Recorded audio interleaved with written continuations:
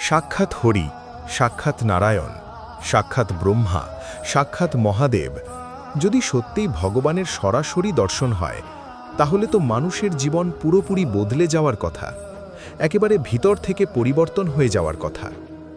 এখন ভাবুন, যখন কেউ সাক্ষাৎ মহাদেবকে দেখেছে, তখন আর তার জীবনে কি চাওয়ার থাকতে পারে?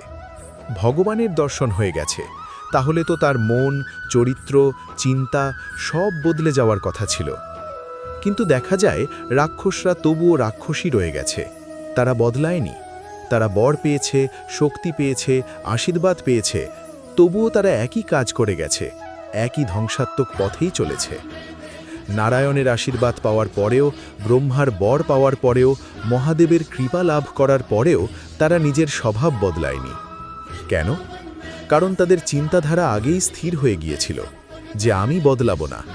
তারা ভেবেছিল দেবতারা এলেও আমি শুধু নিজের লাভটাই নেব, কিন্তু নিজের স্বভাব বদলাব না। এটাই আসল কথা। যে মানুষ নিজের চিন্তা বদলাতে প্রস্তুত নয়, তাকে সাক্ষাৎ মহাদেবও বদলাতে পারেন না। ভগবানের দর্শন জীবন বদলায় না, বদলায় তখনই যখন মন বদলাতে চায়।